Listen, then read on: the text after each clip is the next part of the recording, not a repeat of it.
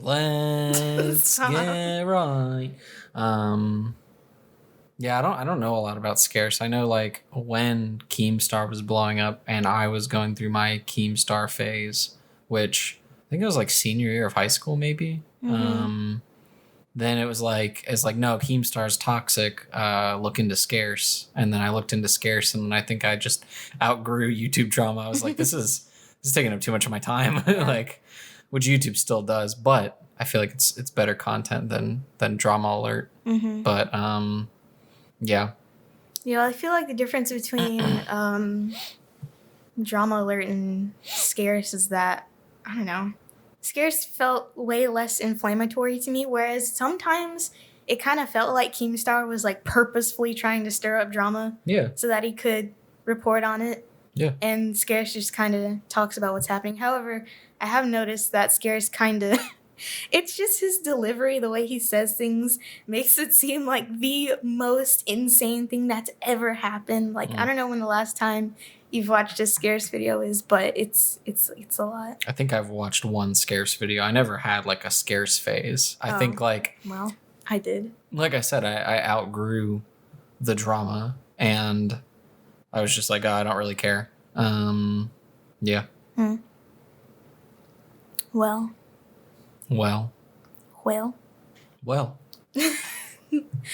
This is, are we on 13 now? That's an unlucky number. Ooh.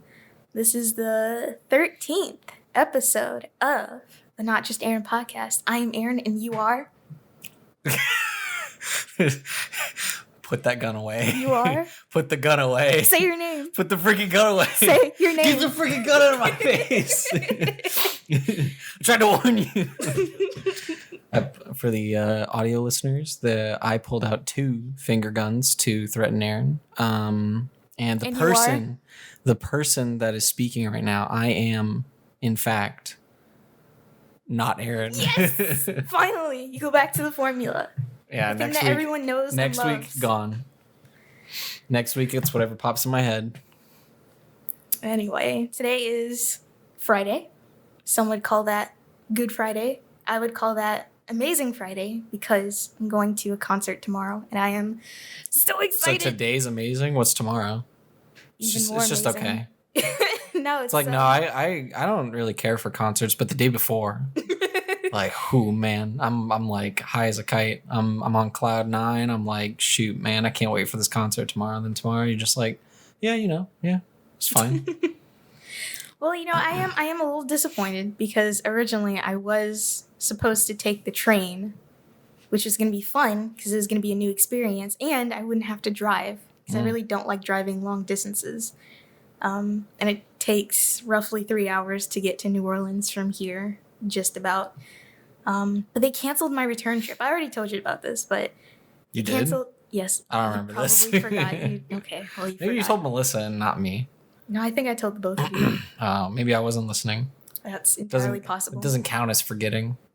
Which one's worse? Not listening? Nah. My memory is solid, but my listening, that's a little questionable. Anyway, my return trip was canceled. So now I got to drive, which is not the best, but, I'm still getting there. It'll be fun. If I had known that I was off for today, I probably would have, extended my trip to 3 days instead of 2, but no, I got to drive back to back. No, I didn't. Not when I booked this trip in December, so, yeah. It was a ways away. It was, but I think I bought the tickets right after they went on sale. What's the band? Well, I'm glad you asked. It is Don't Roll Your Eyes. I was just wondering because I was wondering if it was the one that I sent you the meme about. No, it is not Death Grips. In fact, Death Grips is kind of weird with the way that they release music and also tour. So like the last album they put out was in 2018. And I kind of Googled to see if they had any new music that was coming out soon. And I kept getting articles about how they had broken up, but these are from before that album came out. And then, of course, they have a I guess, reputation for, like, not showing up to concerts sometimes. Well, let's say shows sometimes, which is interesting. But it would be very interesting to see them live. However, I don't even know it's, like, going on with them? Are they making new music? Are they still a unit, like what's going on with that? But no, it's not Death Grips. It is, the headliner is this band called Beartooth, which I like them enough to want to see them live. Honestly, I don't really listen to their music a whole lot, but let me tell you, the openers is what got me excited. Firstly and foremostly, Era, they're going to be there, also from Alabama. Very amazing. They're from Birmingham, I think. Do they ever perform there? Of course not. No one does. We also saw someone in Birmingham. I'm talking specifically about hardcore, metalcore, metal bands. Maybe it wasn't in Birmingham, but I think it was. You saw a metal band in... Okay, you just said it wasn't. Anyways, I'm talking specifically about that genre. They stay away from the states of Alabama and Mississippi. However, there was a festival like last year, 2021, called the Furnace Fest. It was at Sloss Furnaces, and I had just started working at that time, so like I couldn't go. Also, tickets were like $200, so that was kind of out of the question. And it was going to be like a 3-day thing. So yeah, I hope they do it again. If they do, I might go. But I think that's become a venue for metal bands to go to, specifically there. But now, if you're in Alabama and you want to see a show, you got to go to Atlanta, because that's where they primarily go if they go in the South. Sometimes Tennessee, and then, of course, like Texas, but Texas is kind of far away, especially if you're driving. But anyways, Era is going to be there. I'm very excited about that. They released an album that was before last year. They released an album recently, and I like it a lot. It's been on rotation since then. It took me a while to get into it, but after I did, I got really into it.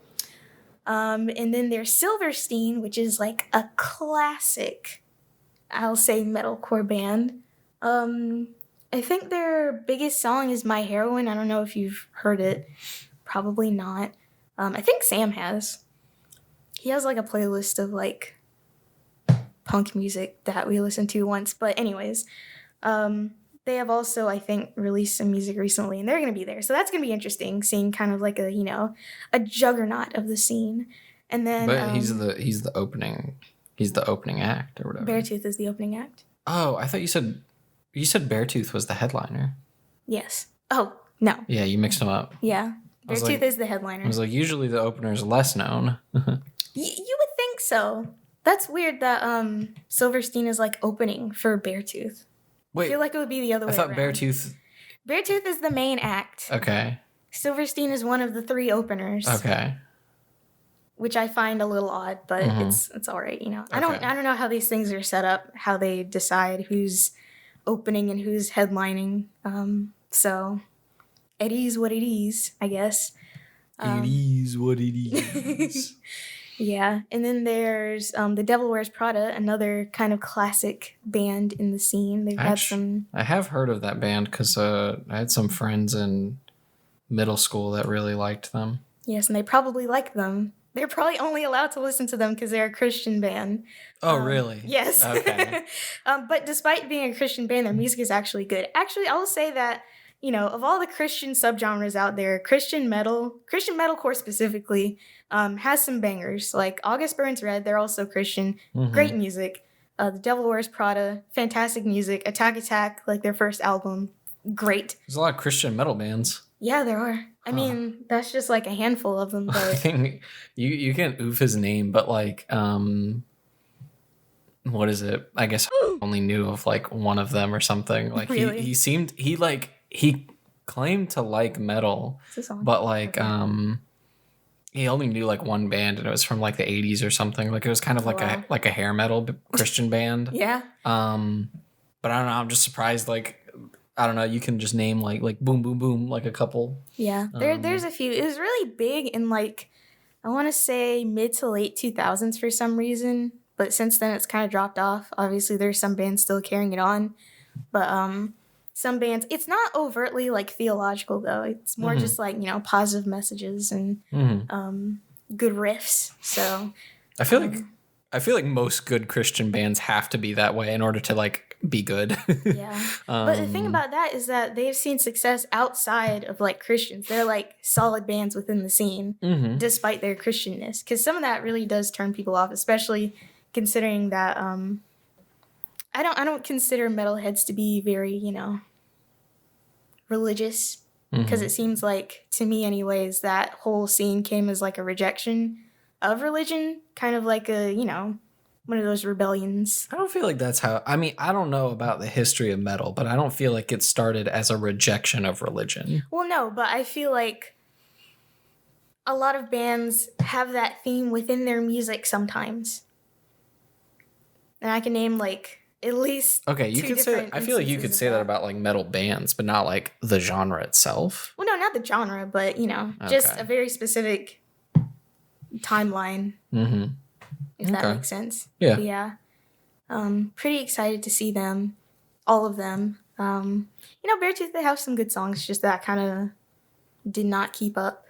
Caleb Shomo, he's the front man for it, and he used to be in Attack Attack. And actually, I think he was the youngest member. He was only 15 when Someday Suddenly came out, which you don't know anything about. Yeah, you might as well be... I could be making things up. You would not know.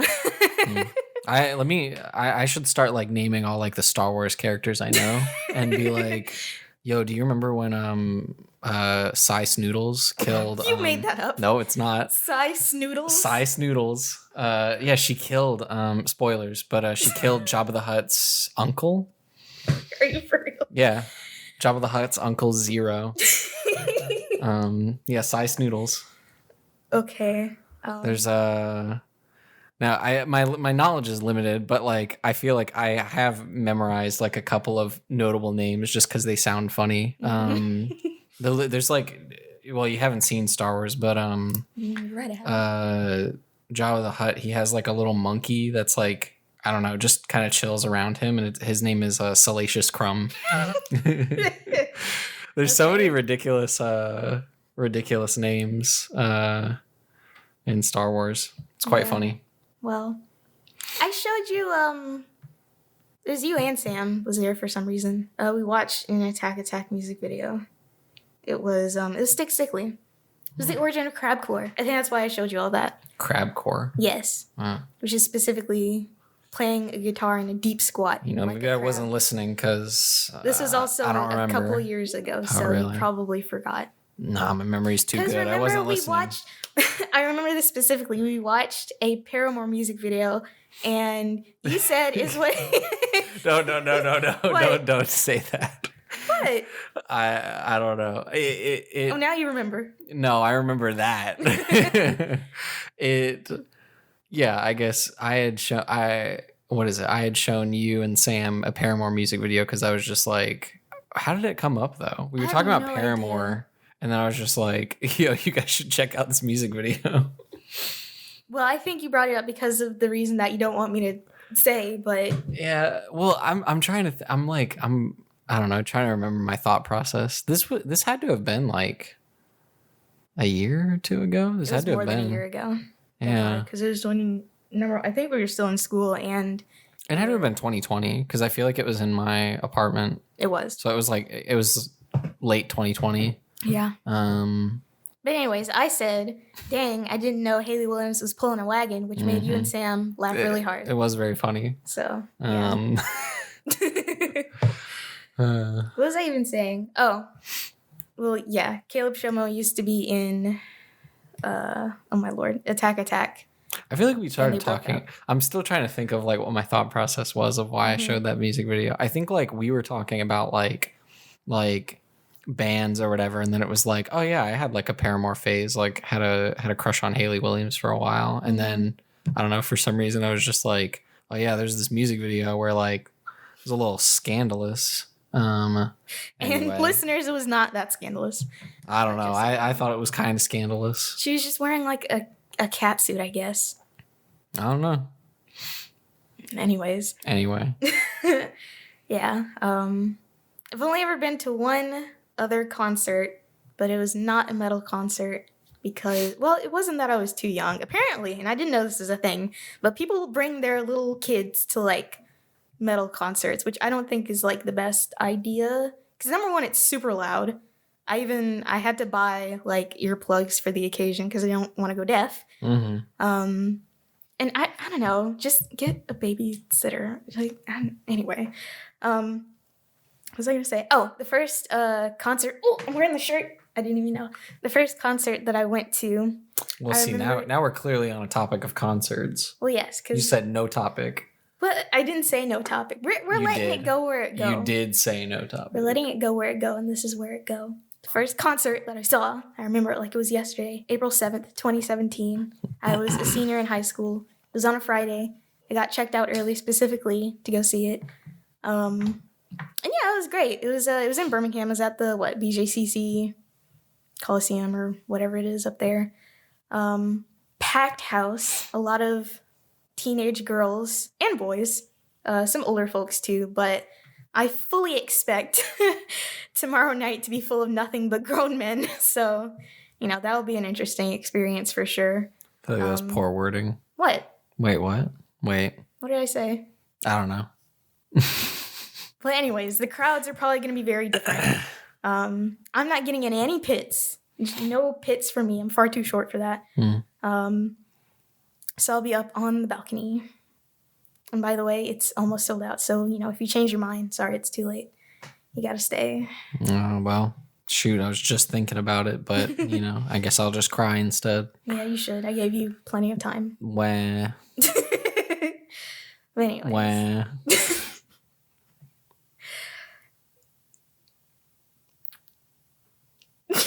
I feel like the next... Anyway. Okay, we got it. All right, I'm done. I'm over it. I've moved on. Okay. Are there any bands, singers, groups aside from Paramore that you would really like to see, if you could? Well, I mean, what is it? Okay, wait. Sorry, I'm being semantical. One, I never said. I've never said I wanted to see Paramore. No, but you said you like them. Yeah, that being said, yeah, if I could, I would. Yeah. Okay. But I've never said that. I don't know. I mean, I haven't been to a lot of concerts. I guess I've only been to one outside of like the, we'll say mega church that I went to back in Virginia. Also, I looked it up when I was editing that because I was curious, but a megachurch, I think, is any church that has a regular congregation of more than 2,000 people. I would say it's not.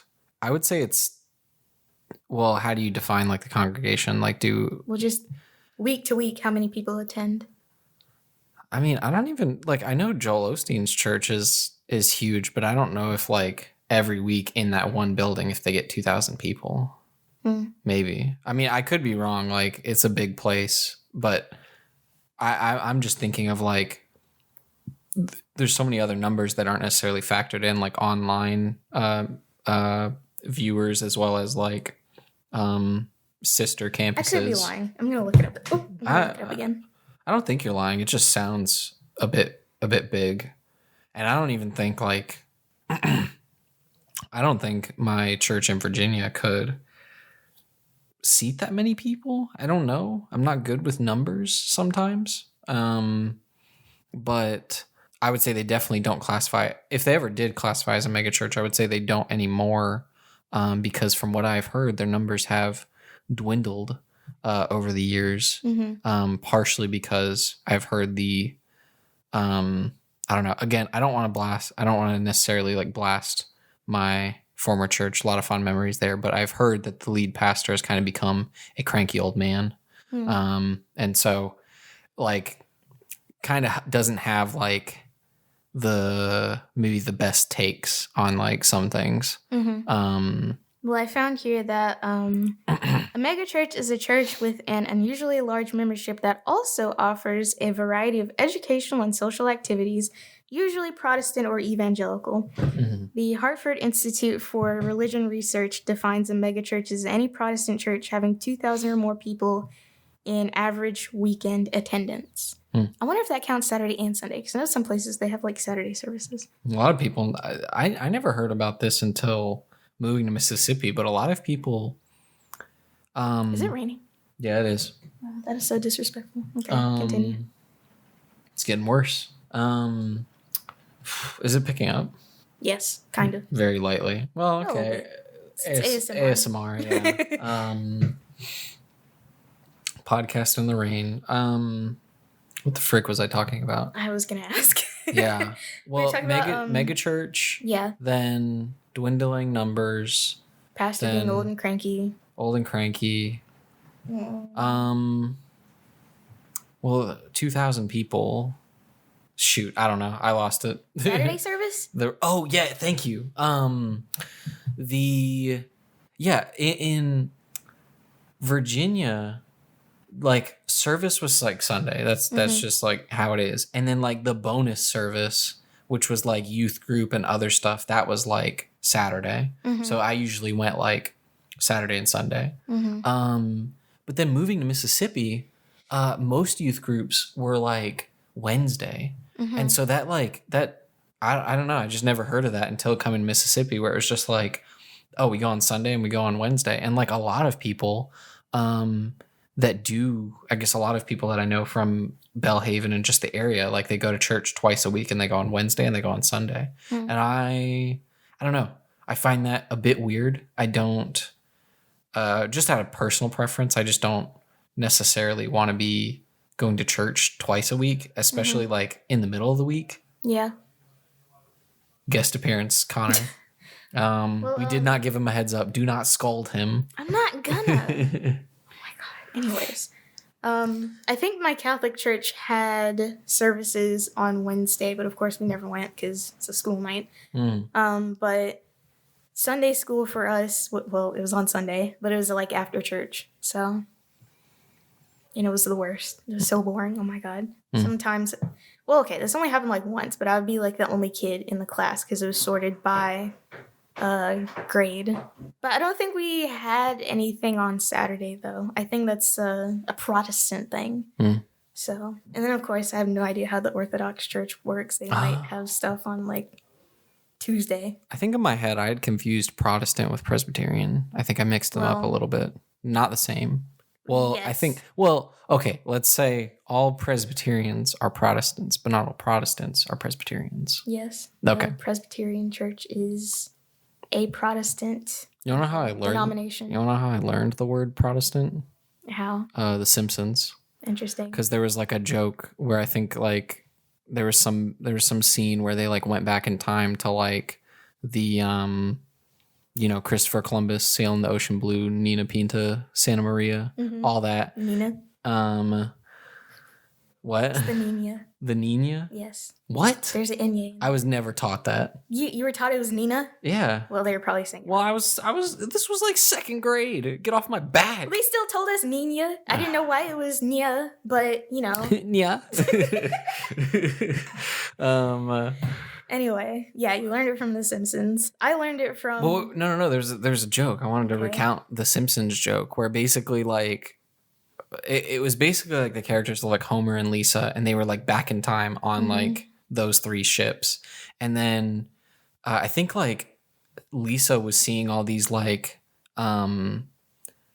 scandalous women on the ship. And then she was like, and then she went and like talked to Homer, and she was like, yo, what the frick is this? She's like, what did she say? She said like, where are all the I don't know, church members or whatever that I told you to bring? And he was like, they're right there. And she's like, no, I said Protestants, not prostitutes. Anyway, and I was like, and I asked my mom about that. I was like, Mom, what are Protestants? Wow, that's interesting. Yeah. Now this may surprise you, but I learned about a lot of stuff pertaining to religion in my 8th grade history class. So I learned that, the Protestant church split from the Catholic Church after Martin Luther did his thing. Absolute didn't Chad. learn about the Orthodox Church, though. That was left out. Don't know why. Absolute Chad. Yeah. Martin Luther. Cool guy. Yep. You ever seen the movie? About Martin Luther? Yeah. No. What's it called? I don't know. I think just Luther. Okay. It Yeah, no, I've never seen any such movie.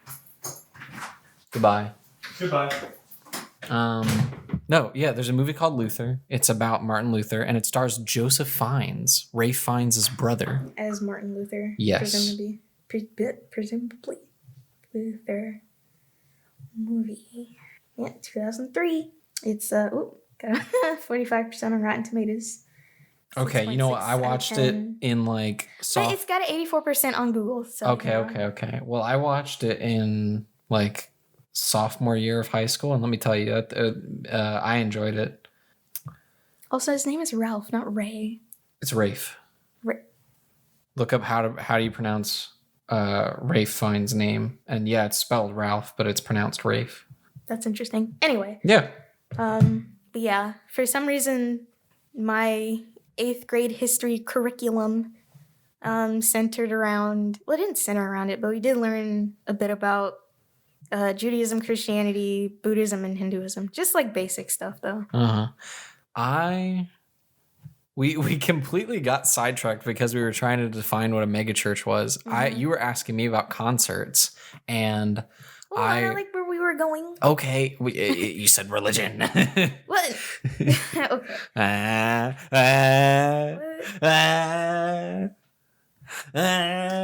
Okay, I don't know. I'm doing the because in the past you were like let's do an episode on religion. I was like, I think that could be a little dicey, but here we are steering the ship towards religion, and I'm steering it away. Well, I got you. I got you. Rib. Nudge. Okay. Anyway. I still think it could be fine. I mean, maybe. We'd have to talk. I think we'd have to talk about it when we're not recording. Okay. And see how that goes. But all right. Potentially. Okay. We'll see. What I was going to say was that we were talking about my old church. We'll say mega church, wave church. And that we're still talking about Saturday service. No. Okay. Because you asked me concerts, right. Yes. And I was like, well, outside of my church, because they had a lot of like concerts of mostly Christian bands. It's fine. It was my foot. Okay. Your feet. You kicked me. Okay. I need footsteps. I'm gonna burp in this mic. Buh. Anyway, no, I think I did, but like silently. Okay. Anyway.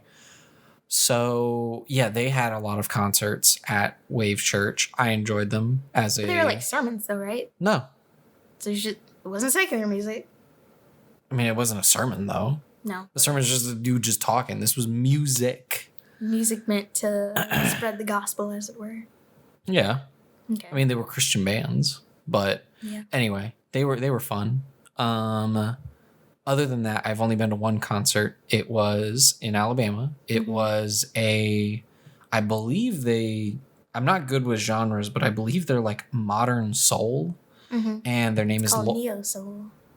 Oh, okay. Their name is Lawrence, and it was a fun time. And then as far that as... That was like in a pretty small venue though, right? It was, I would say like, I don't know, 300-400 people maybe. Yeah, we were room only. Standing. Yeah. Mostly. There was like, I don't know, 30 seats.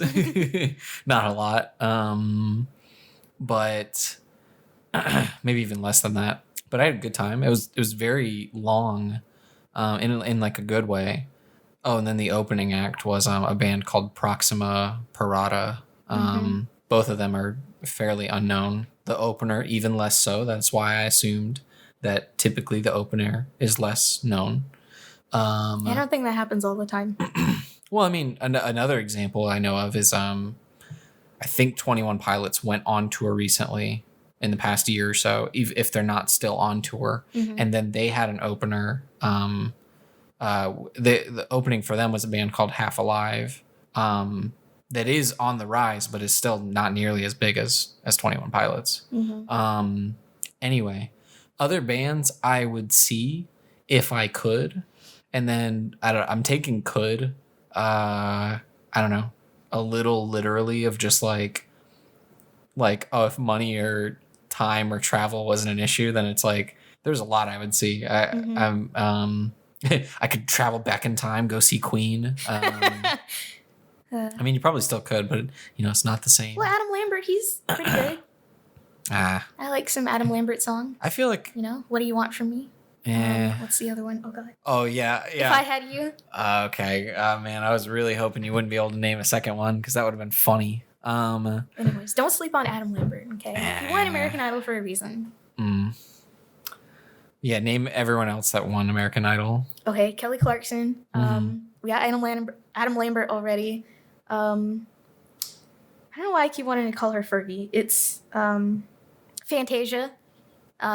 Wait, Fergie? No, I wanted to call her Fergie. Fantasia. Her name is Fantasia. Did you watch American Idol? No, I just honestly only know like the first few. She's like, no, I just read the Wikipedia article. The Queen, Jennifer Hudson, won American Idol, and look at her Jennifer now. Hudson. She was in Dreamgirls. She was also in Cats. Oh God, don't remind me. Yeah, I should forget that one, but yeah. There's quite a few people who've won American Idol. Adam Lambert being one of those people, and he deserves recognition. Recognition. Yes. Recognition. There's a documentary on Netflix about it. It's I think it's called Queen plus Adam Lambert or something like that. Anyway. I'm still trying to answer your question. Okay, go ahead.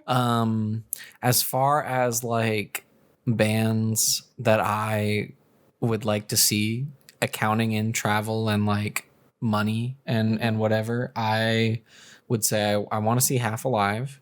They're on tour now, but not anywhere near enough. So sadly off the table. Now, what do you consider near enough? I don't want to travel, I don't know. I feel like more than 4 hours. By car, train, Yeah, plane? car. Okay. Plane's too expensive. I don't know how expensive a train is, more or less. Let's see. My trip to New Orleans cost $58, and that was there and back.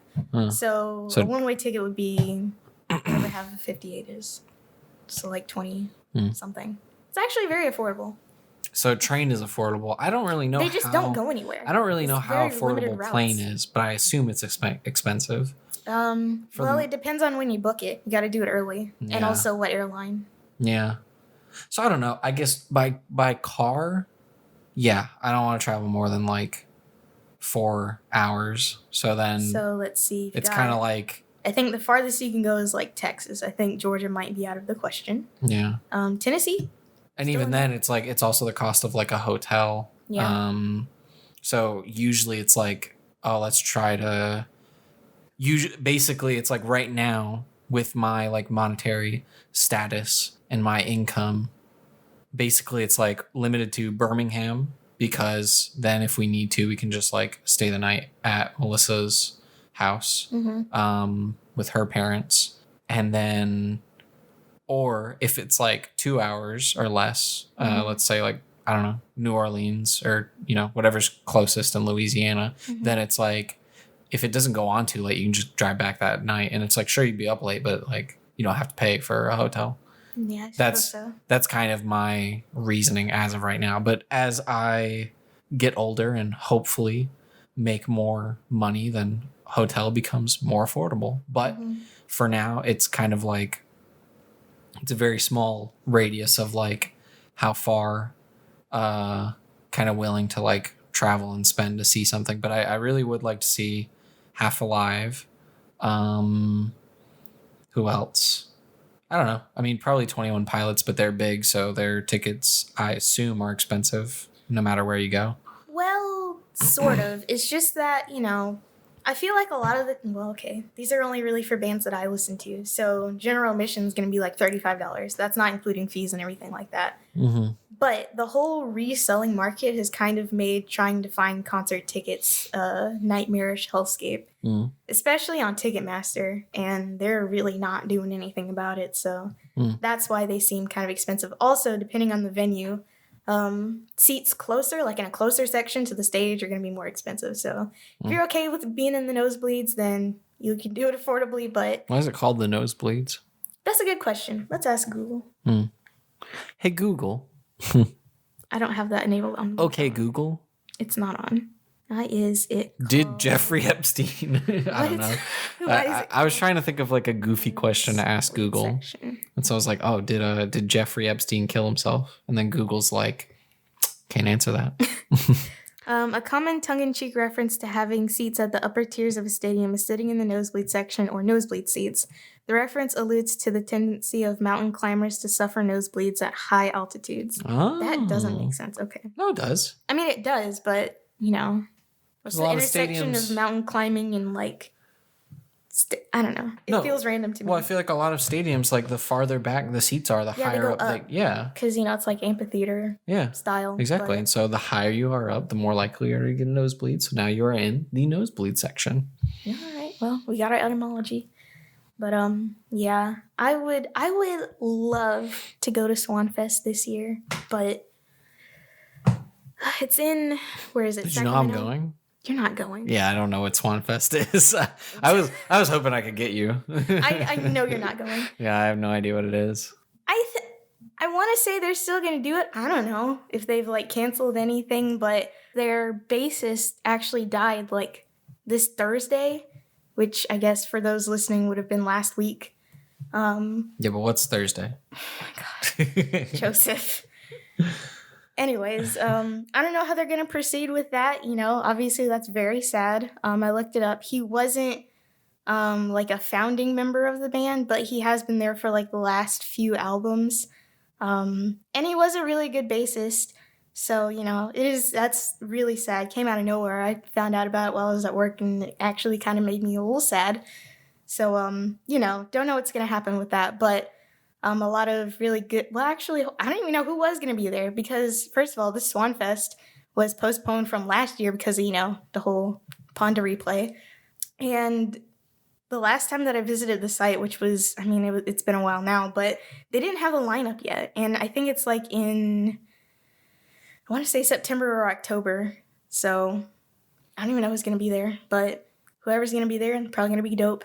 It's probably going to be a whole lot of fun. It's at some kind of outdoor venue, and I don't know how I feel about outdoor venues. So, yeah, I don't know about that. But that would be one concert that I'd really want to go to. Just seeing Dance Gavin Dance anywhere would be really nice. Animals as leaders, I would love to see them, but only like in a small setting. Because, like, I don't know, just like a more intimate venue. Because I'm kind of more interested in seeing how they play, not really listening to what they play.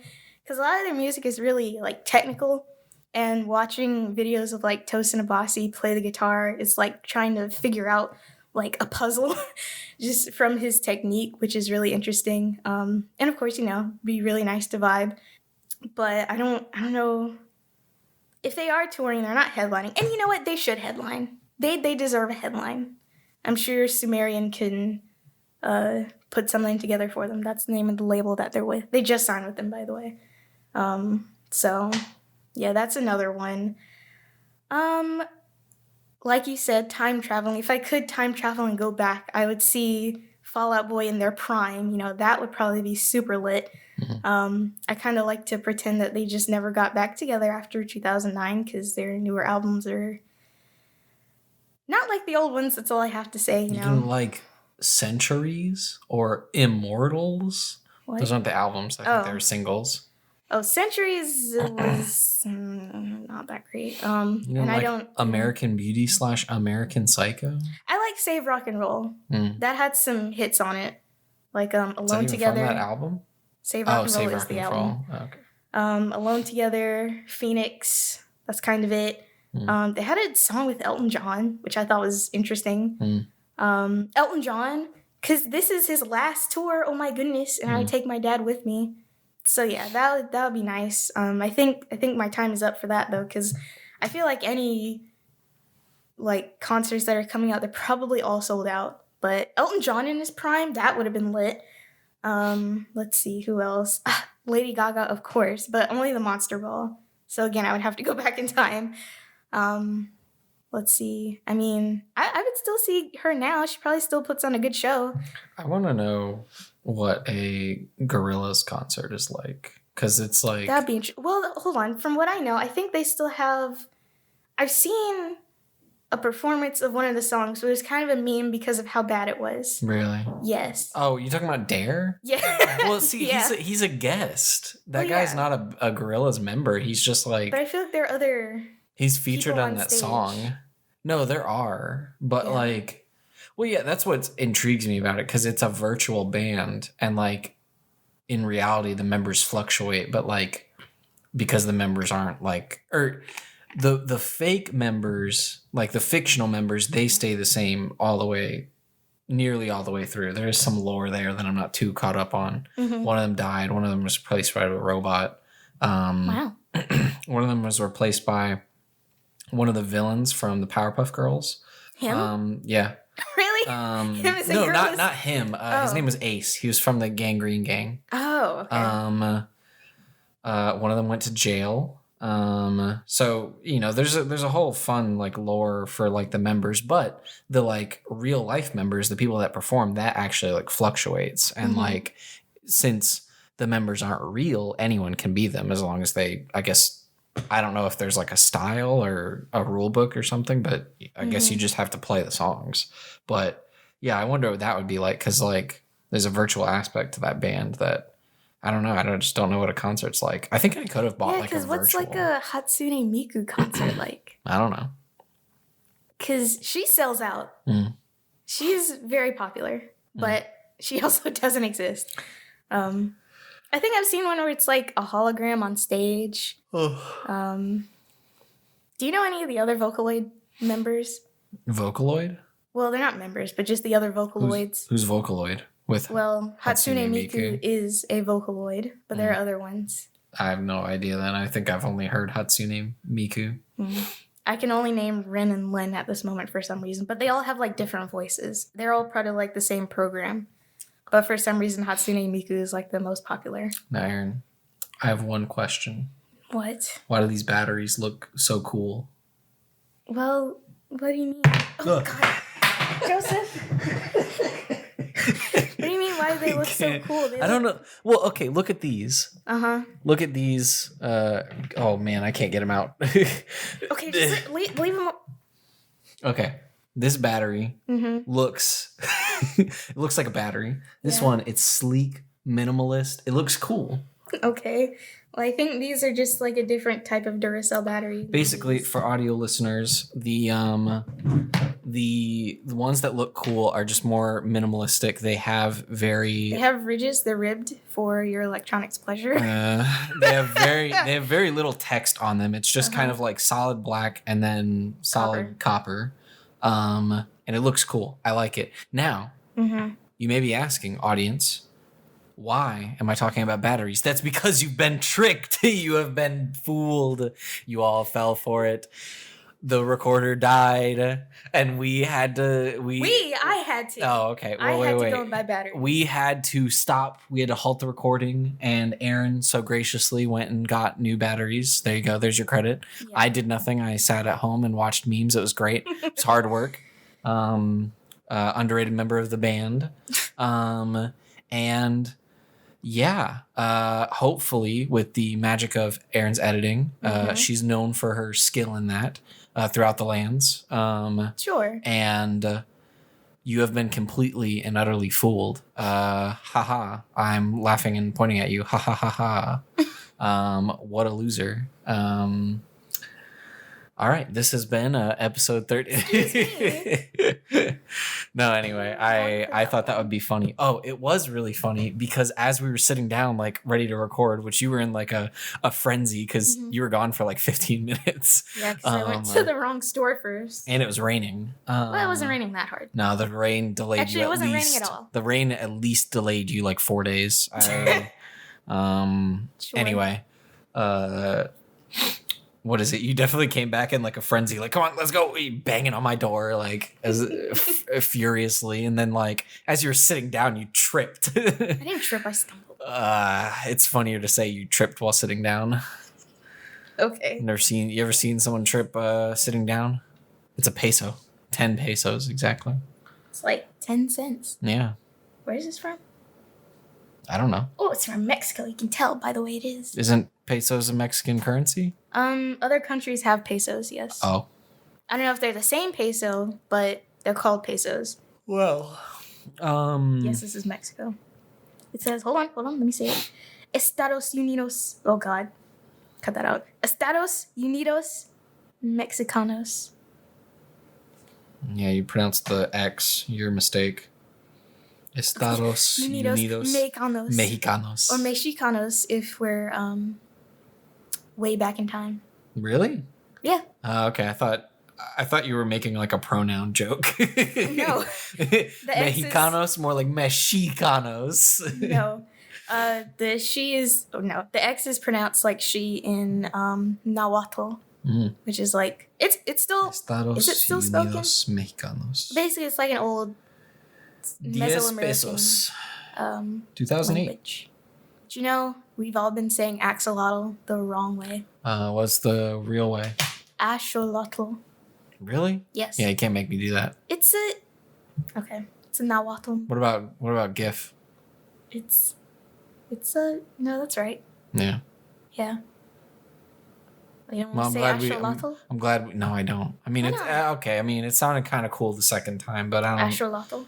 Okay. You gotta do the thing with your tongue with the TL though. It's very kind of difficult. So you want me to spit on the mic? No, you just kind of have to like lift your tongue up in the middle. No, I'm talking about the end. Oh. It's which is normal. Sho, which is also normal.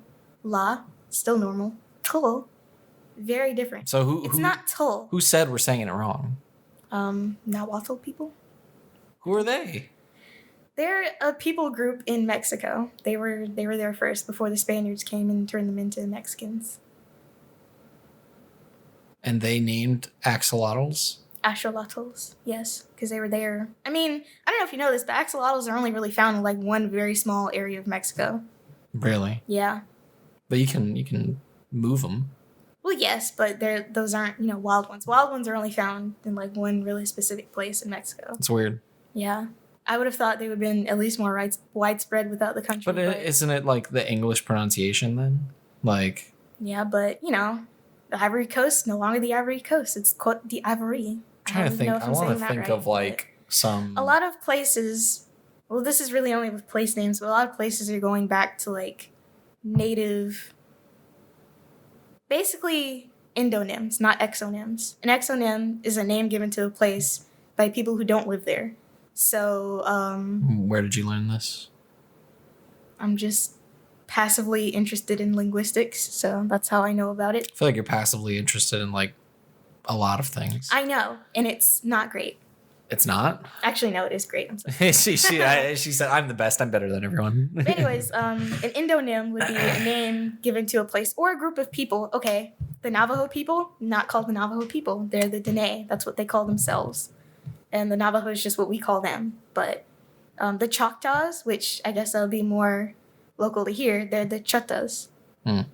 So that's why Swaziland is now Eswatini. Yeah. Well. And that's why axolotls are axolotls. You didn't answer my question. What was the question? The question was, have you ever seen someone trip while sitting down? No. Because I have, and it was really funny. It was right before we started recording. Anyways. I like learning about languages. It's very fun. You going to become bilingual? What are you going to learn? No, I like learning about them, not learning how to speak them. Kind of lame if you ask me. Okay. Now, this is something you're going to have no experience with at all. Why? You don't even know what I'm about to say. Exactly. That's why I'm offended. I happen to be an expert in whatever it is you're about to say. All right, sure. Well, we shall see. Like I was saying, this may be something you have no expertise in just based on, you yourself. It's even more offensive the second time. Okay. Anyways, I got into a I don't know if heated is the right way to say it, but I was getting a little hot. Last Monday with my employer, which is, not exactly the best person to get into a heated discussion with, but it was during a meeting, so it was fine. But we were talking about AAVE, and, he kept on saying that, people who speak like that, they're wrong, they're ignorant, they're uneducated. And I thought that was just, so wild. Even though I myself am not a speaker who uses AAVE, and I've never really been that way, like ever, despite everything. Him saying that, I didn't like it. Because if you think about it, since we were on the topic of linguistics, language is not something that you choose. You can choose to speak other languages, but your native language is not something that you can control, right? You can't just forego your native language in favor of something else, right? And so, I don't know if you know this, but AAVE, which is African American Vernacular English, it is a like recognized dialect of English, kind of like, Creole English is. It's not just, an accent, but it's an accent as well as word usage, syntax, as well as slang that's incorporated in it. That all of that combined makes AAVE. And people don't choose that, they just kind of speak how they're spoken to. And you can work to change that, right? I'm reminded of this one newscaster somewhere who like spent hundreds of dollars on like speech classes to get rid of his black accent so that he could be on the news, which I don't know. I mean, props to him. He made it where he wanted to be, but that's also kind of a little sad. But anyways, I was talking to my mom about it because she used to be a teacher, and she was just kind of told me that, it's not bad, but it's not great either, I guess. And I guess my big open-ended question is like, why is it that way? Why is the way that certain people speak considered to be wrong or ignorant or like bad? And I don't have an answer for that question, but it's been on my mind for like a long time for some reason, even though this happened like last week, like last Monday, so like almost 2 weeks ago. So yeah. You don't have any expertise on that, do you? No. Well, there you go. Do you have, so wait, your open-ended question. It wasn't really open-ended question. It's just been something that I've been thinking about. And I kind of know the answer about it, but it doesn't make sense as to why it's seen that way by other Black people, especially older ones. So, I don't know. I guess it's a generational thing. I don't know. It's something that I think about. Mm-hmm. I'm thinking deeply about a lot of things these days, and that's, I guess, become one of them now. The burden of having a big brain.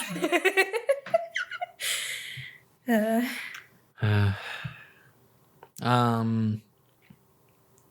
I mean, what was your experience growing up? I guess like you've talked about, I don't know about on the podcast, but you've mm-hmm. talked about growing up kind of being like discriminated against for people thinking you were like mixed. Mm-hmm. Was like the way you talked influenced by that at all? Yes, a lot. Mm-hmm. I think if I did talk with a more traditional AAVE, people probably wouldn't think that I was mixed growing up. Mm-hmm. But it was so weird to me, though, because I never even considered the way that I talked to be, like, different at all. I was referred to by my teachers as, like, a walking dictionary just because I knew a lot of big words and I used them in sentences probably incorrectly sometimes. Mm-hmm. But I don't know, like I said it was an earlier episode, in elementary school, I went to an integrated school. We had white, Black, Asian, mm-hmm. etc., Hispanic students. We had whole gamut. But after I went to middle school, it was just Black kids. And I can remember distinctly, I will never forget this. I was at the summer program at what would be my middle school the summer before my 6th grade year. So this is me going off to a new school. And I was talking with a girl, and we were having a great time. I thought, I'm getting to know these people I'm going to go to school with. This is going to be great. And then, like, after we just, like, got finished laughing about something, she still had a smile on her face when she asked me, why do you talk white? And I'm like, mm-hmm. What does that even mean? Mm-hmm. I just talk this is always how I've talked, right? Mm-hmm. And I didn't even consider it to be, like, different. Like, I knew that some kids, I guess, talked in a different way, but I just thought it was because some kids were just different, not because they were Black, mm-hmm. right? And that always stuck with me. Clearly, it's always stuck with me because here I am at my big age of 22, very vividly remembering that mm-hmm. specific event. So, yeah, it's had kind of a weird effect on me growing up. I think also it kind of made me a little sanctimonious in a way because in school, teachers would constantly correct, students' like grammar and stuff when they talk. Instead of saying, don't say I be, say I am, right? Mm-hmm. Or I do or whatever. And I would feel sanctimonious about that because, here I am. Oh, I talk right. I talk better than all of you. That means I am better than you because the adults in my life, the teachers, made me feel that the way that I spoke was inherently better and correct and more intelligent than the way my other like classmates spoke.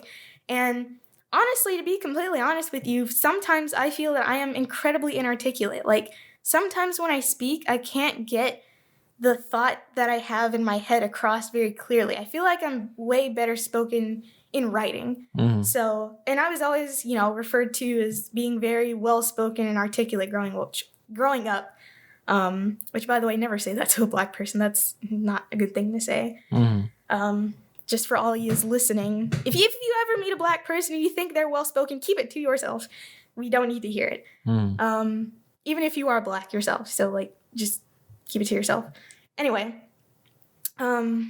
so in reality, some of my classmates who did use AAVE were able to use that and get points across more articulately than I was, because I don't know, have a brain-mouth barrier sometimes when I'm thinking about things. So yeah, it's a really, really interesting thing to think about these days. But so you said earlier that you can't change like your dialect, and well, I guess technically you could, but I'll let you finish that. I was gonna say like you said growing up that's just like how you talked, and so I was wondering like, is that how your parents talk, or did being around other students in like your schooling years I guess that used AAVE that didn't like affect you or change it at all? Like, I don't know, I guess this is the first I've heard of this sort of in detail. I feel like it's something I've generally thought about. But this is where I've heard kind of like, I don't know, let's say like definitions or whatever. When is that like set in stone? Because I feel like that could change. What do you mean, like the way you talk? Yeah, I feel like that could change even in like your 20s, depending on who you're around. I suppose it could. I guess I did. When I went off to college, I did kind of feel myself. This is going to sound really weird, but when I went off to college, I felt myself becoming more Black just because, I don't know, I felt like I was surrounded by primarily white people most of the time, because in creative writing, I would be either 2 or 3 of the Black students in like a whole class, and those classes were like decently sized. And then, of course, in film, I was not the only Black person, but a lot of the times one of the only Black people, and for a long time the only Black girl in the program. So, I kind of went through a Negroification, if you will. So a Negroification. Don't say it. Don't say Why it. can't I? Just don't. Anyways, I shouldn't have said it because I knew you were gonna repeat it. But anyways, why am I not allowed to repeat it? Just can't. Negroification. Joseph, all right, I'll leave that in. We can see what happens. I'm fine with it's not the N-word. Like adjacent to it though. What? Are you offended by me saying it? I mean, I'm not offended because I know you're not meaning it in an offensive way. Just probably you're repeating it because it sounds funny. You've probably never heard it before, but Well, I want to know. Like, I mean, I want to know like in what ways you felt more Black in college, like how you became, like how your Black leveled up. I don't know. Well, I don't know, because I guess you could say I've always kind of had a really complicated relationship with my race because, by the time I graduated high school, I was so tired of being around just Black people. I specifically wanted to not go to an HBCU because in my eyes, Black people were really backwards thinking, and I wanted to be around people who thought more progressively, which a lot of Black people can be backward thinking, but that's obviously not all of them. It's just that I went to a really yee high school in a yee town, so that's probably why. They were like Black and redneck? Kind of. Interesting. In a weird way. I don't know. For me, I almost like I feel like this could be like a 5-part topic just because it's like every 5 seconds we're going sort of on a tangent. But for me, my high school, I feel like it was very like I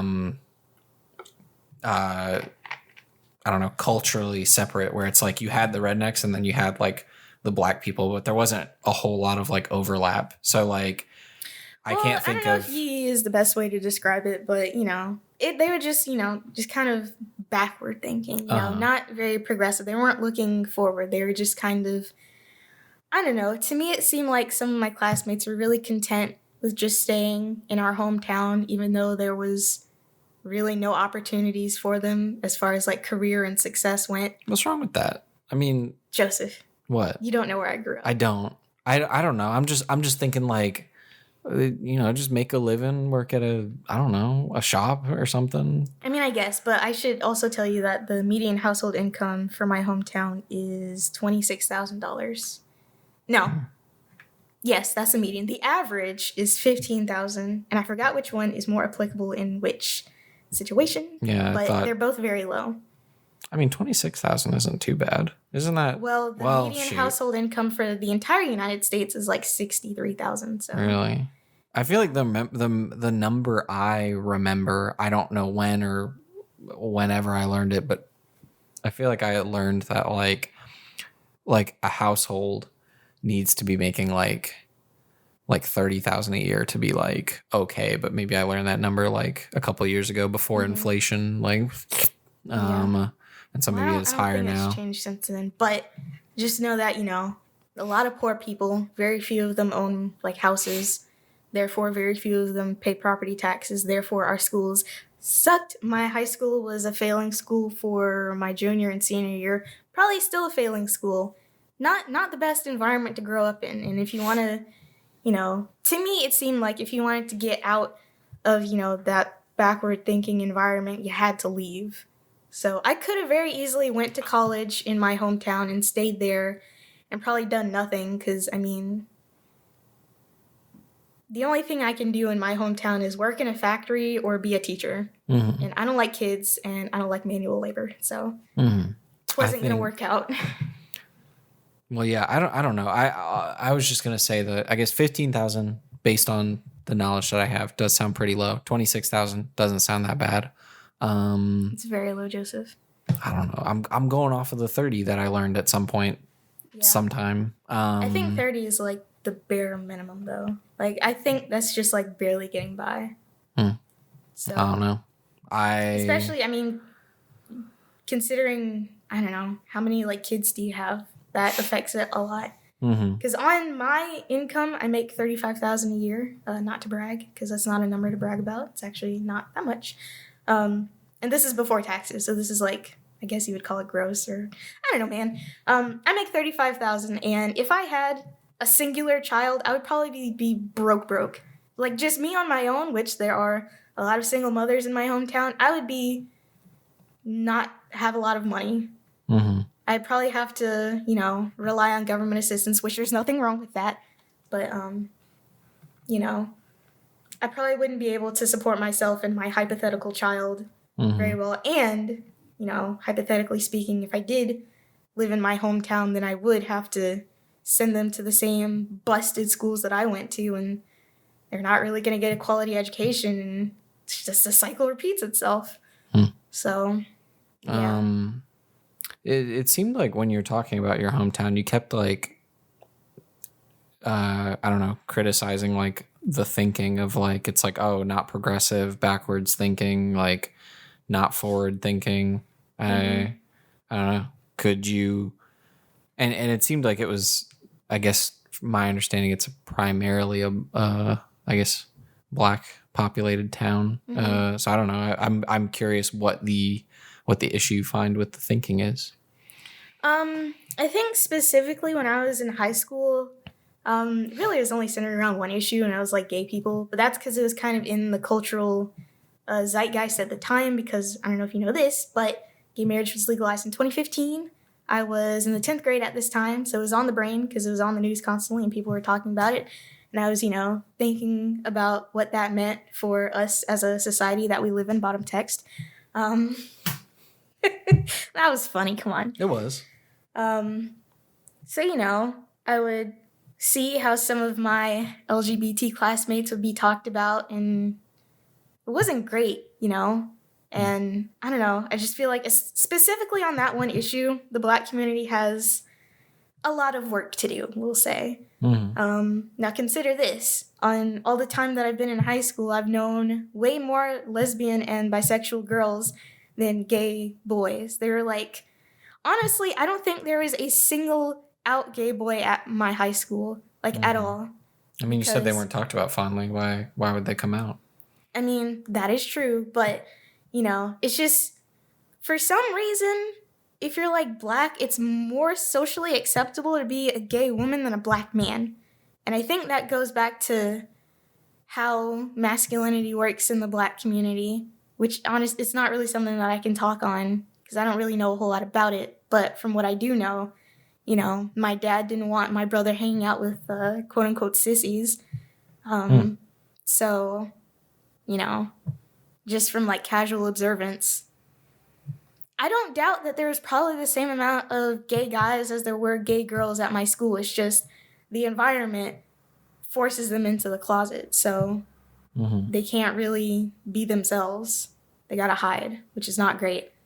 But I think, you know, a lot of, for some reason, kids are talking like this, which doesn't make sense because they're literally kids. But, you know, they had the...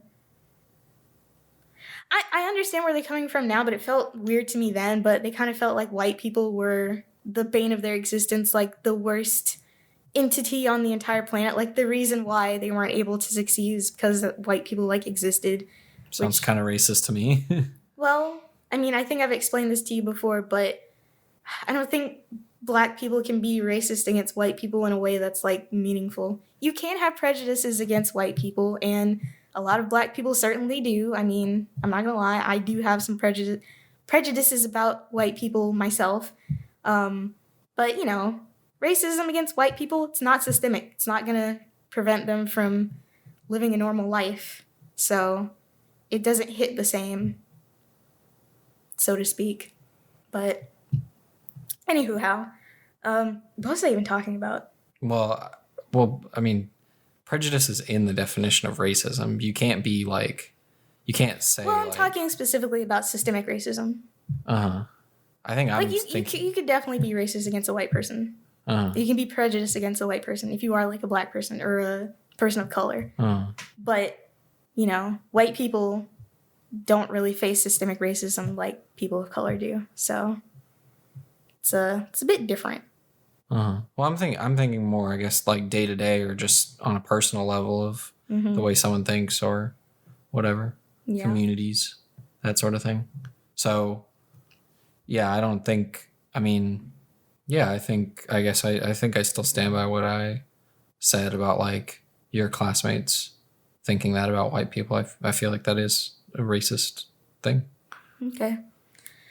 Well, and I mean, I guess, you know, I did think oh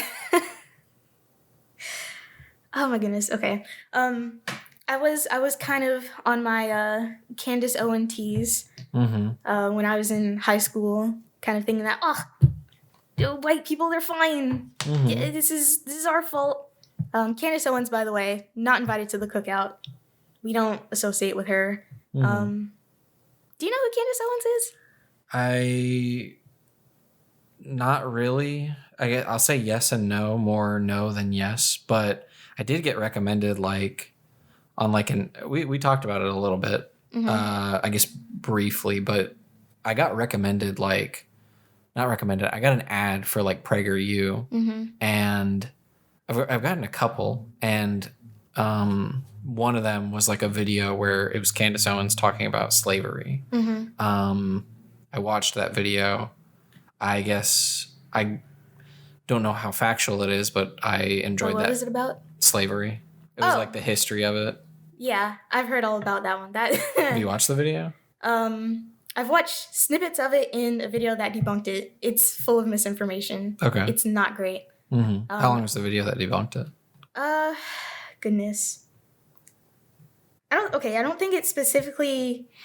It didn't center on that one Candace Owens video. It actually talked about a lot of them, but the YouTube channel Knowing Better put out a video about slavery, which is very long, so I doubt you'll watch it, but... Yeah, probably not.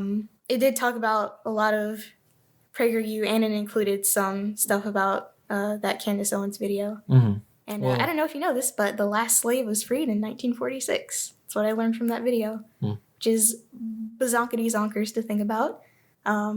So yeah. Well, the last slave in like the U.S. Yes, the last like traditional like chattel slave. There's still slavery going on in the United States, but it's not like chattel slavery is. What's chattel slavery? It's I'm gonna look up a definition so I don't sound. Well, while you're looking that up, I want to say that I guess at the time, which this was like, I don't know, we'll say a year or two ago that I saw that slavery video, I liked it. I was like, oh, that's kind of cool. But then a couple, we'll say a year later, more recently, I got an ad for PragerU again, and it was a guy going around a college campus asking people about what went wrong with the like Texas power grid when they were having like a pretty harsh winter. And what is it? And in that video, I guess I hadn't learned from, I don't know, the sources that I trust, that it's like, oh, a lot of it was because like Texas is very stubborn, as Texas is known for being, and refusing to like winterize their power grid. Yeah. And just kind of being like, it's going to be fine. And then it wasn't. And a lot of people died, and it was a pretty bad winter. And in that video, what PragerU was presenting was like, oh no, it's because of, probably because of like the liberals, basically, like where it's like, oh man, they want solar power, they want wind power, and you know, winter came along, it froze up the solar panels, it froze up the wind turbines, and no power. That's what went wrong. And I was just like, what? I was like, what? Exactly. Are you serious? Yeah. And so then at that point, then that kind of called into question the slavery video. And yeah, PragerU, their favorite hobby is spreading misinformation about things. So but don't recommend it. Yeah. Then what else? Anyway, that is my knowledge of Candace Owens. Basically, her slavery video with PragerU. I guess I know more about PragerU than I do about Candace Owens. And then I guess I have not really looked into what was false about the slavery video, but like I said, did enjoy it at the time. Then when I saw the Texas video, I was like, oh, I know that's wrong. What else is wrong? Well, I'll say this. It's not really out and out lies. It's just misrepresenting things a lot. Because I'm pretty sure like in PragerU videos, they like flash up sources that are like cited in APA format and all that. So the events, they may have happened, but they may have happened in a vastly different way than they're saying that they happened. So I mean, well, I don't know. Also, hearing Candace Owens talk about any black issues, like what? Who? She's not to be trusted. Why? Well, because she kind of sold out for, and I know you're not going to like it when I say this, but she kind of sold out to be, you know, the black face of conservatism in the United States, which is wild to me because she's doing more harm than good, because she's making black people, a group that she belongs to, you know, seem like they're the source of all their problems. And while I do agree that sometimes, you know, black people, if they want to advance in this world, they have to be active about it, sometimes some things are out of their control. And sometimes the powers that be are the ones who should be, you know, making legislation so that we don't, or so that we aren't, you know, just able to be killed by the police and they can just get away with it. So, you know, she definitely sold out. It's definitely a grift because Candace Owens herself actually had a somewhat prominent discrimination case. Now, I don't know a whole lot about it, but when I learned that was insane to me because she knows exactly the problems that people like her face, and yet she's willing to accept a check to be like, you know, black people, all their problems are their fault. And it's like, who are you helping? You're helping yourself because you're like getting money from it, but in the long run, like, it's bad, you know? It's just not great. And honestly, I kind of want to know what Candace Owens is like when the mask slips off, right? Because this can't go on forever.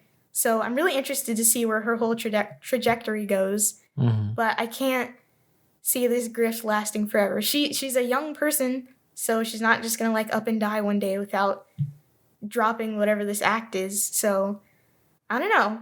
I find her very interesting. Of course, I don't like the messages that she spreads. Mm-hmm. I kind of want to get to the center of why she decided to do that. Obviously, she's not going to say because then the money is going to stop coming in. But I find her to be incredibly interesting as a person. But back to the core of what I was saying.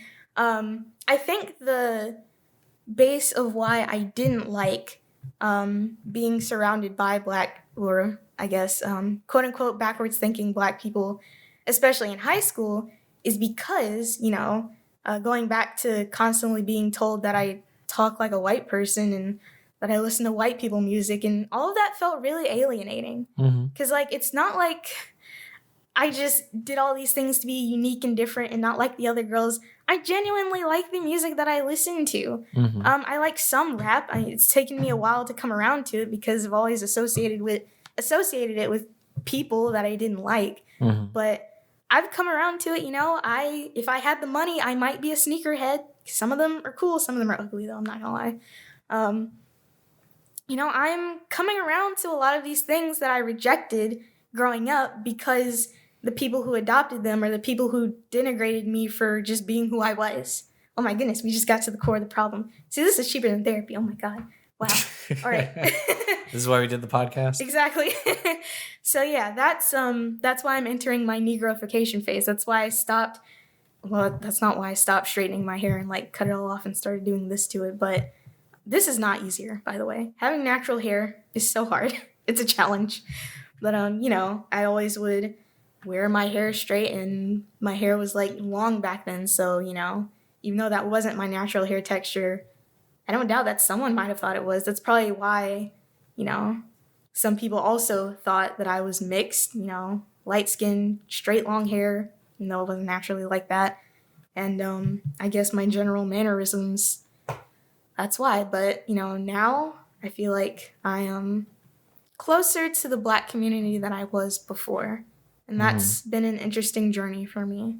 So, yeah. Well, I guess that's also why I've been having the whole AAVE argument on my brain for longer than it should be. Do you have, I don't know, Oh, and I don't think I answered your question before, but growing up, my parents, they don't really talk with AAVE. I would say they're more country than anything because my mom, she's from Mississippi.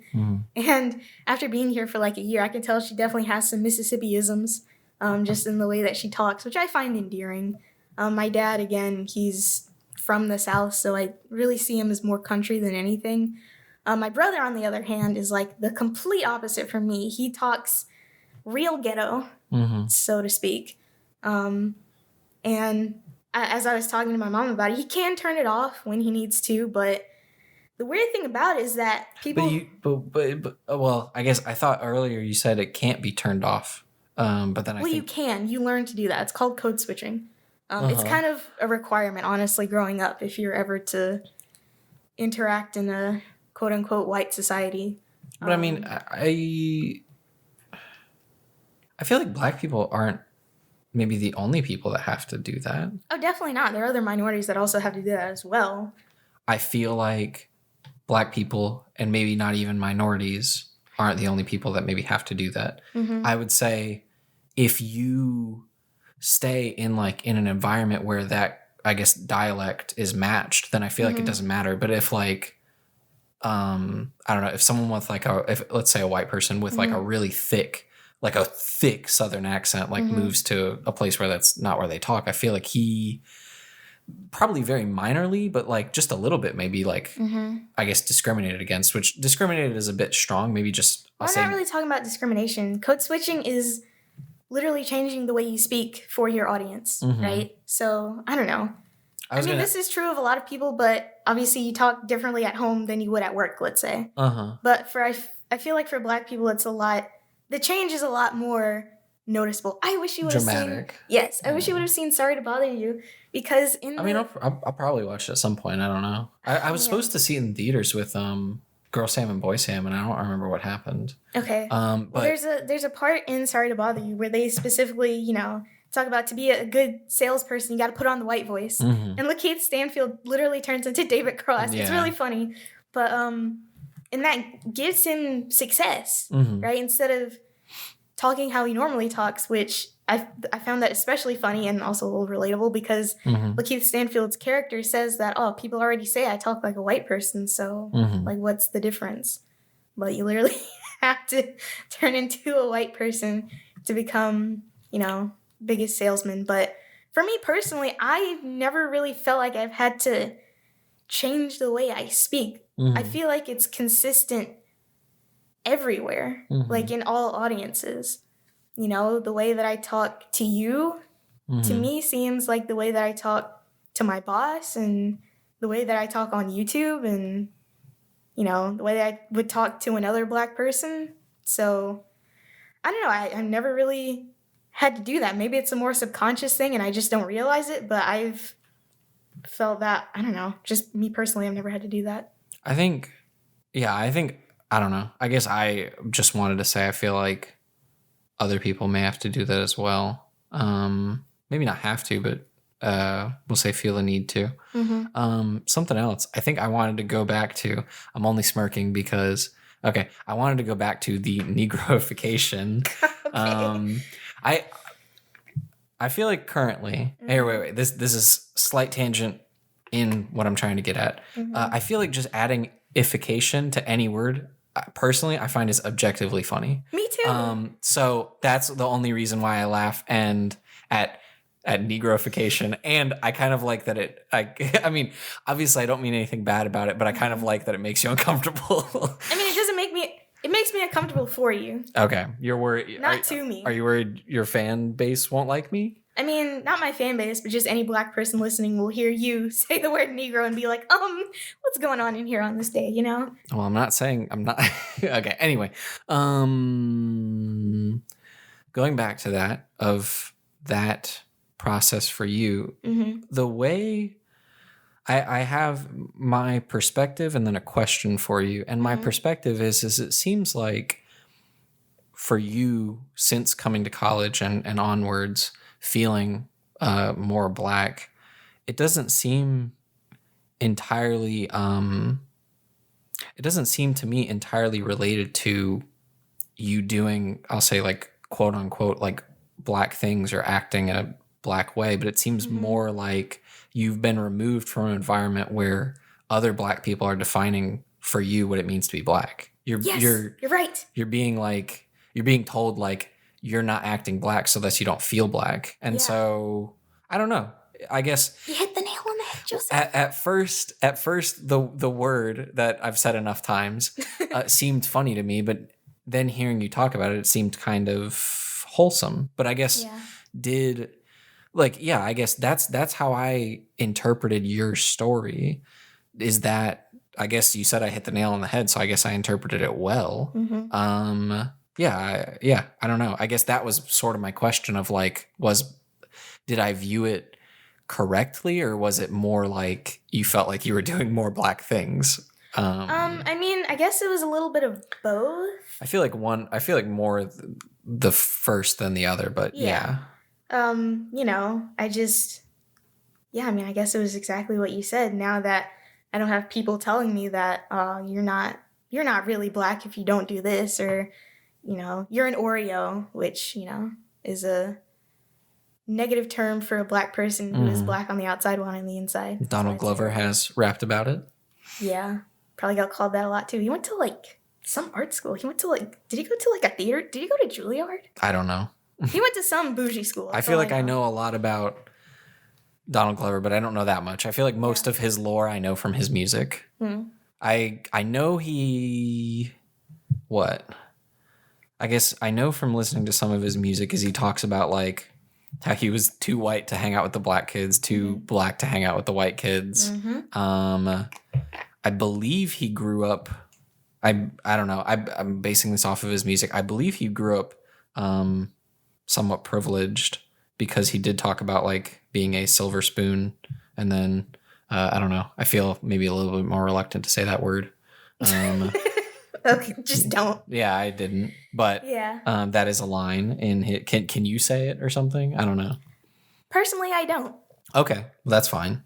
I guess you can Which is look like up. hotly debated within the Black community. Should you say the N word? No, it wasn't the N word. Oh, what was it? It was, I guess, COON. I don't know. Oh, yeah, you shouldn't say that either. Okay, well. Oh, but that's something that Candace Owens is called a lot because, she's kind of a sellout. That's the word for it. Uncle Tom is another word. I thought it was that's for a sellout? Yes, but in a very specific way. Like you're kind of putting on an act so that white people will accept you more. I thought it was Urban Dictionary. I thought it was more It is a racial slur, but I thought it was a slang for like, I guess a gangster. Like no. I'm looking it up. It is a racial slur that was at some point used against Black people by non-Black people, but now it's turned into something that Black people call other Black people for, I guess acting in a way that makes it seem that they want to be more accepted by white people. So in that, they put other Black people down, kind of like what Candace Owens does. Which is a very notable example of a coon, we'll say. Don't repeat it. What are you finding? The top. Spike Lee said that about Tyler Perry. Yeah. He called it coonery buffoonery, and I will never forget that. Oh my goodness. It was the best. Anyways. Top definition on Urban Dictionary is a Black guy who worships white girls and does not like his own race. A Black guy who doesn't / barely claims being Black. And then they use it in a sentence. Then the second top definition. Interesting. I guess I just don't know what the word means. I don't think you did. Well, see, okay. What does it say? Sorry, yeah. It says it's basically a sellout in the African American community, or a better definition is when you are of the race you're talking down upon. Yep. Well, but here it's exclusively Black. I feel like you can be white and like talk down about white people. Yeah, I'm sure you could, but I think, because of the origin of the slur, I think it only the word itself only kind of applies to Black people. Now, I'm sure other minorities do that, but, I'm only really tuned into the Black community, so I can only really speak on that. But yeah, that is what that means. Well, see, so I don't know. I guess I never knew the word had I never knew it had that definition. I thought it was just like, slang for like a like gangster, or not like a proper gangster, but just like you could say a cool guy. No, I'm serious. Well, I mean, really like, want to know what context clues gave you that impression. Well, okay, like, was it just from that song? No. Well, okay, one, I don't know if you have any like strong opinions about South Park, but South Park known for being offensive. But also I feel like for the most part being good. They make points. Yeah. Well, so Cartman, his like superhero alter ego is the coon.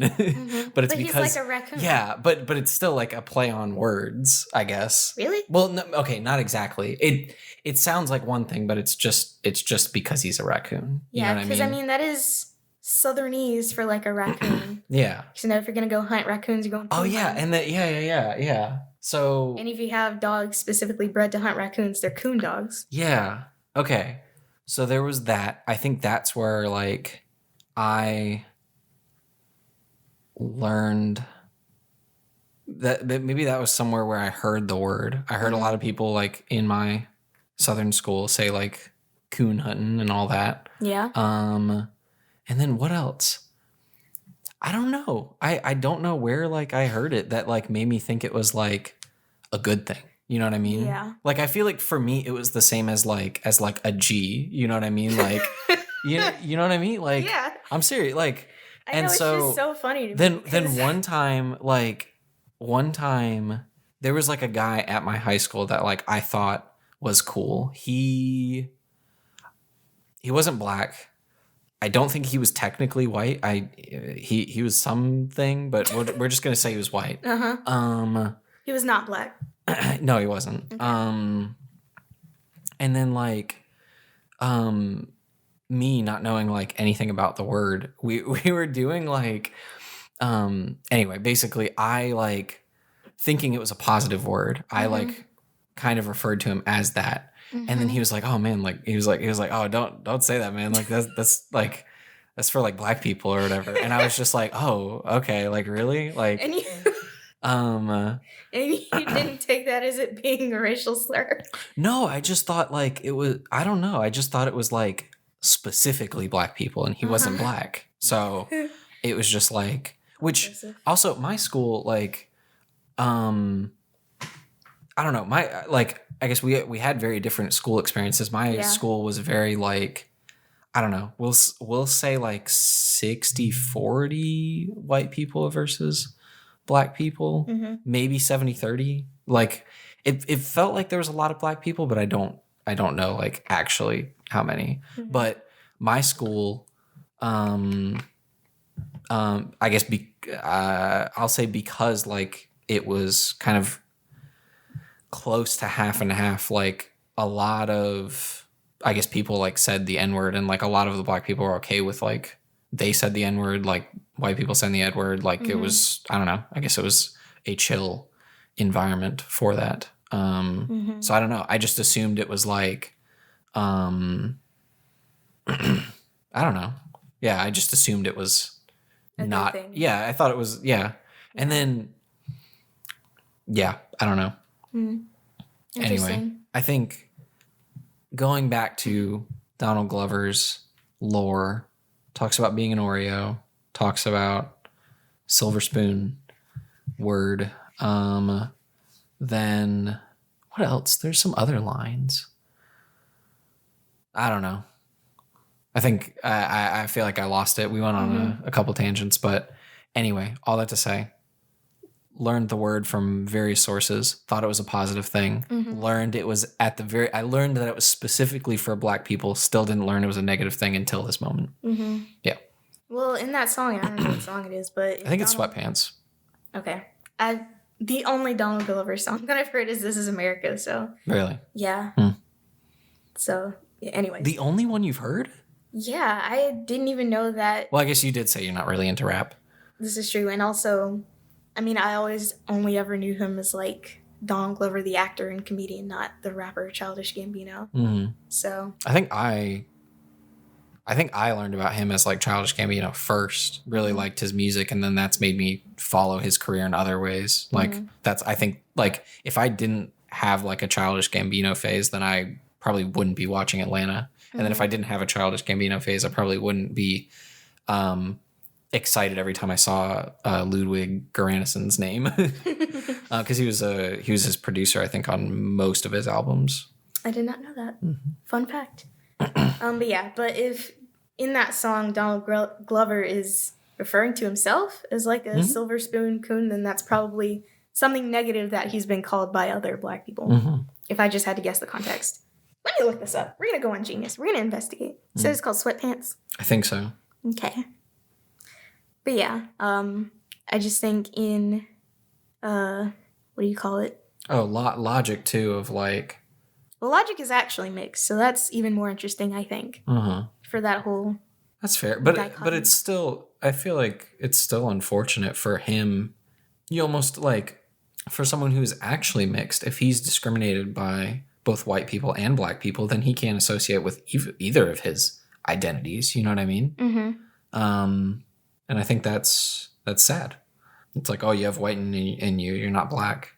You know. You have black in you, you're not white. Yeah.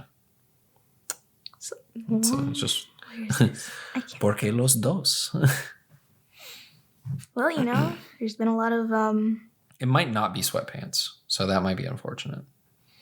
It is in Sweatpants. Where is it though? Where am I? I think it's halfway or more, maybe. Okay. The line says, "And I'm born rich, life ain't fair, it's silver spoon coon.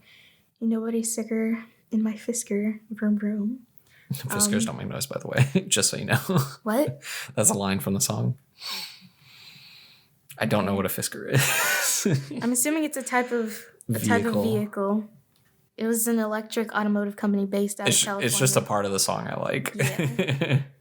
Because it's funny because he like stops rapping in the middle of it and he's just like, what is he? He's like, I don't even remember. Freak. Well, it says the annotation, which has 5 contributors, says that Bino, which, is commenting on haters who think he grew up with privilege, stereotyping him as a silver spoon coon. To be clear, this is facetiousness. He's saying that these things are false, but these are the kinds of whiny excuses those who haven't earned what he's earned say. He's responding to those haters by saying, yes, he has earned his accolades. They're all his hard work and never selling out. He recently dropped a similar bar on his Pound Cake freestyle. It also says Coon is a brand of Australian cheese. Yeah, I think I saw that on Urban Dictionary somewhere. Yeah, okay. Well, either way, I understand. Mm-hmm.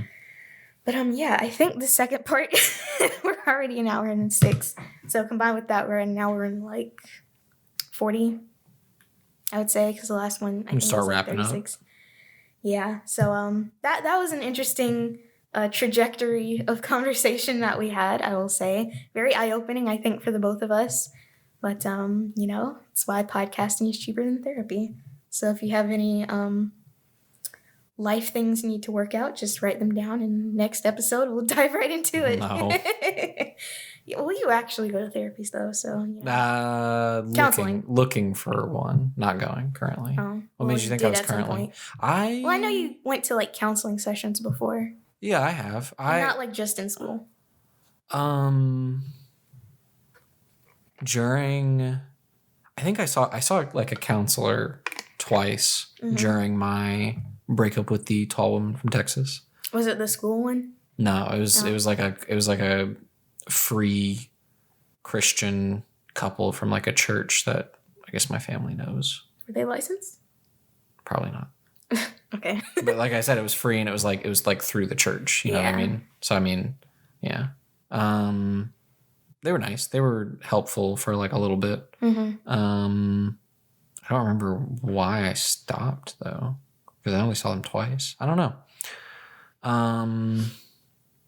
Then,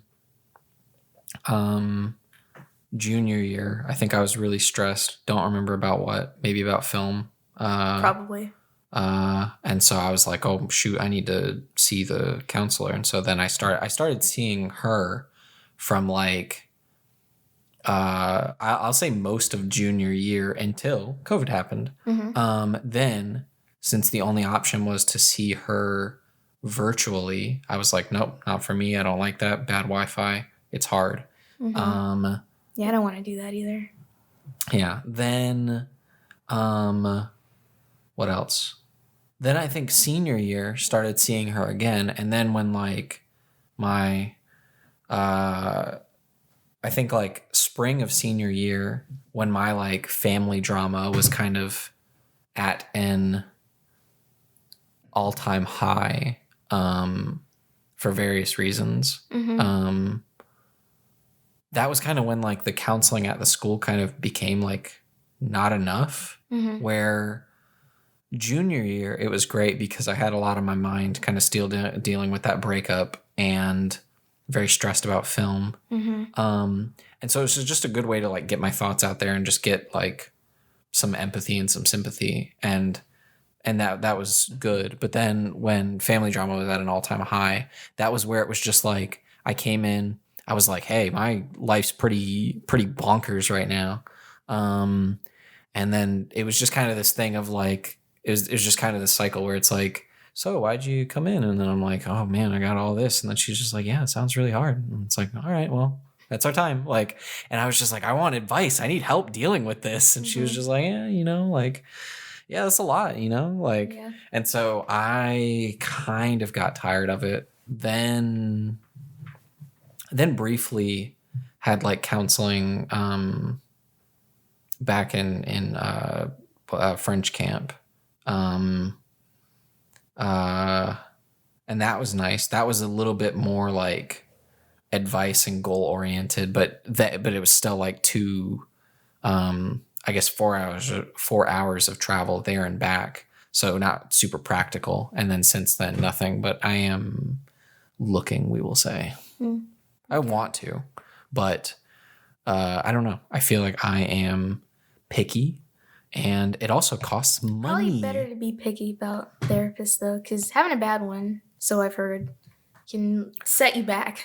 Yeah, I mean, like, you could be misdiagnosed. They could give you bad advice. They could, I mean, I guess best case scenario, you just don't click. But yeah. I guess I know of, I don't know, a couple people that like either got bad advice or got like misdiagnosed, and then it's just like, oh, they got put on some medication that like really messed them up for a little bit.